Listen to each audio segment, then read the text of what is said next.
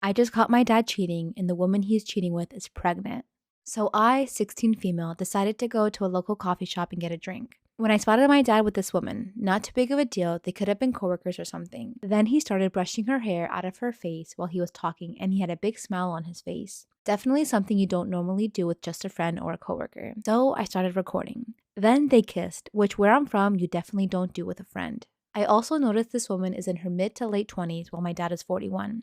I also noticed this woman is very much pregnant, probably around 8ish months. After I got my drink, I decided to confront my dad and walk up to them. I just said, "Hey dad, what are you doing?" He looked shocked, but then said, "Oh, just getting coffee with a friend." I decided to be brave and said, "So you kiss all of your friends like that?" I saw panic in his eyes and he quickly said, "Don't tell your mom." I then asked if the baby was his. He said a quick yes while not even looking at me. I just said, "Wow, you had at least 9 months to tell my mom about your affair, yet you haven't. I'm really disappointed in you." Then I left. My dad has a job in business, so we always thought he was busy at work, but we now see where he spent some time. I was going to text my mom right away, but she's at work right now and she's a nurse, so I don't want to distract her from an important job. So I'll tell her when I get home from school. I feel really bad for my mom, and she told me this morning that my dad had an early morning meeting. I could see sadness in her eyes, and I asked her what's wrong. She admitted to wishing he was home more to be with us. So yeah, I can't believe my dad did this to my mom, and she definitely deserves better. So I told my mom, and she was upset and cried for a while and wanted to be left alone. Then my dad came home with flowers to try and suck up.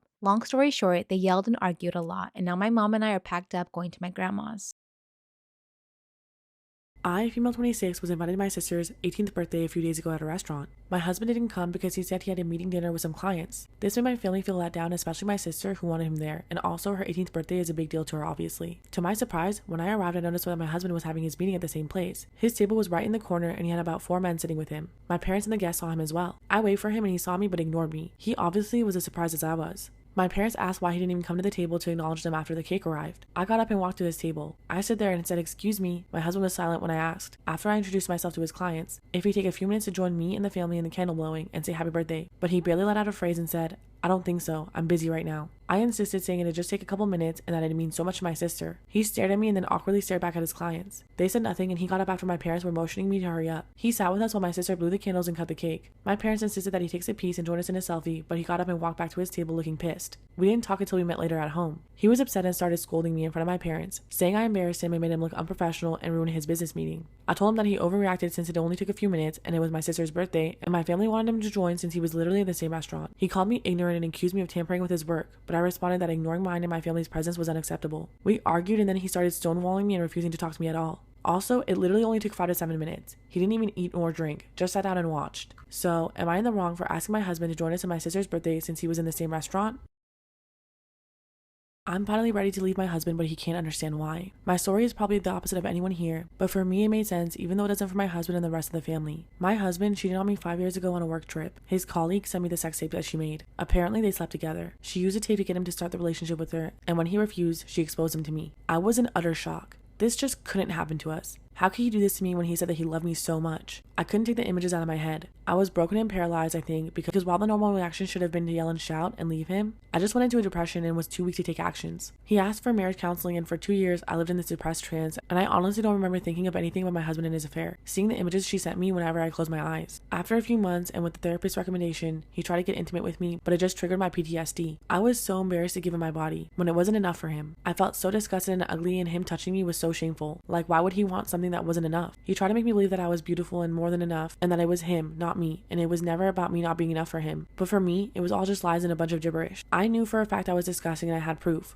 My husband's cheating. After 2 years, things were getting brighter. The nightmares and images started fading and the individual and couples therapy did miracles. I started to love myself again and sometimes I went days without thinking of my husband's affair. We started having sex again after 3 years and while the image of him with her was always there, I thought that I just had to live with it. Here is where I might be weird. Now, 5 years later, I'm fully happy. Feel that I've gained back the control over my life and I put the whole ordeal behind me. At the same time now, I feel that my marriage is over. My husband is in total disarray. Why now when we're finally happy again? When I'm back to being my old self and finally over what he did? I even forgave him. I did, but I don't understand his confusion. For me now, I'm happy and strong again. I feel I want more. For myself, from life, and from the man that I share my life with. I couldn't leave when I was too weak to think properly and without the bias. I couldn't leave when I didn't have the free will, consumed by grief. Why can't he see it was a healthy way of thinking, not making decisions while hurting? I'm 35 now. I want to start a family. I want to start this family with someone who would never have done this to me. Doesn't this make sense?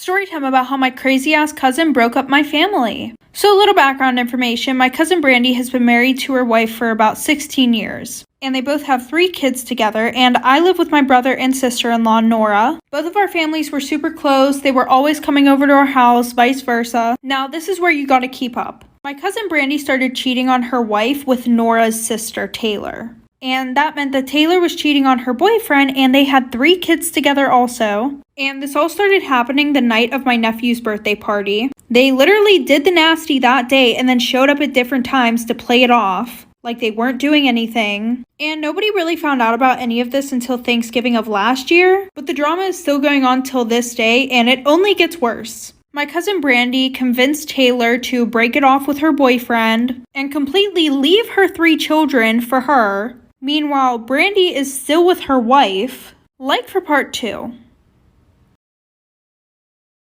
Part 2 about how my crazy ass cousin broke up my family. So like I said, my cousin Brandy talked Taylor into leaving her boyfriend and her 3 kids for her. Meanwhile, Brandy didn't even leave her wife, and she was planning on buying a house and adopting 2 out of the 3 kids that they have. But Taylor was low-key manipulated and low-key ignored every single red flag. So she did just that. She literally broke up her family for Brandy. And to this day, Brandy is still with her wife. And you would have thought that Taylor would have been like, okay, fuck this. But no, actually, instead, Taylor and Brandy decided that they were going to say that Taylor's boyfriend beat them both so he could get sent to jail and they could still do the nasty on the low. And then Brandy twisted the whole situation of what actually went on to make my family cut me, my brother, and my sister-in-law all off. So that way she didn't seem like the bad guy. And now I'm not allowed to see Brandy's daughter, who I'm really close with. Like, she literally will track her location, and if she's even near my house, she'll be grounded. Am I the asshole for making a scene when my son refused to dance with me? My son Ben graduated high school and there was a formal dance. I was excited for the mother-daughter dance, but my son said he wasn't going to dance. I thought he was just being shy, but when it came time for the dance, he was nowhere to be seen. So I asked my daughter and husband where he was, and they laughed and said he was hiding so he didn't have to dance. I was heartbroken and stood in the corner. I watched all his friends dance with their moms. I walked home, and when Ben got home, he walked right past me to go to his room to get ready for the after party.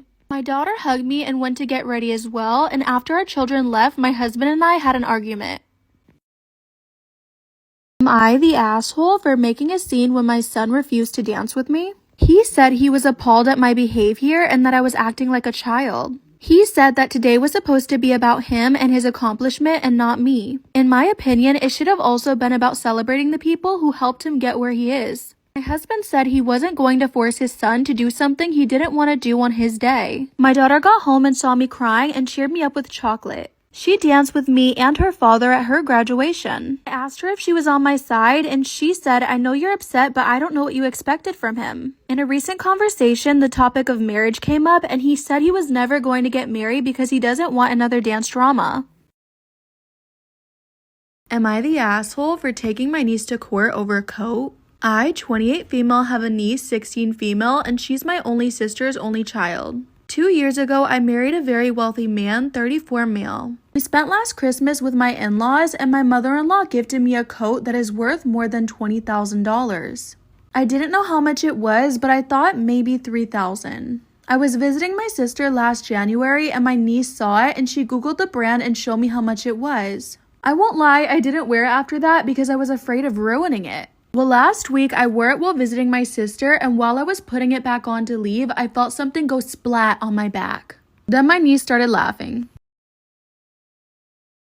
Am I the asshole for taking my niece to court over a coat? Then the smell of paint hit me. I was so pissed off, and she was not apologetic at all. Her mom screamed at her and said she's grounded, and then she said she'll pay for the cleaning. I went in my car, and I was still in shock, but I got an alert that my niece posted a reel. And of course, it was of her doing the prank on me. I saved it to my phone, sent it to her mom, and told her that a week's grounding is not enough.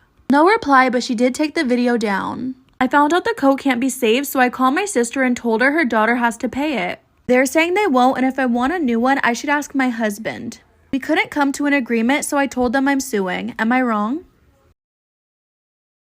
Am I the asshole for stealing my own cat back? I got Pebbles from a humane society when she was 2 months old. I love her with all my heart and she is now 5 years old, soon to be 6. 14 months ago, I had to move to an apartment that didn't allow pets in the contract. I had no choice but to rehome Pebbles and my heart was broken. But my grandma ended up taking her for me, so it wasn't so bad because I could visit Pebbles anytime. She was safe in a house, all indoor and well taken care of. 3 months ago, Grandma died, and of course that was hard enough, but on top of that, Pebbles got grabbed without anyone consulting me. She was brought to my uncle and aunt's house to live. There, they put her outside with other cats on the farm. Am I the asshole for stealing my own cat back? On my off day, I drove to see her, and she was looking scared and bedraggled. They insisted she was fine, and I went home heartbroken and angry.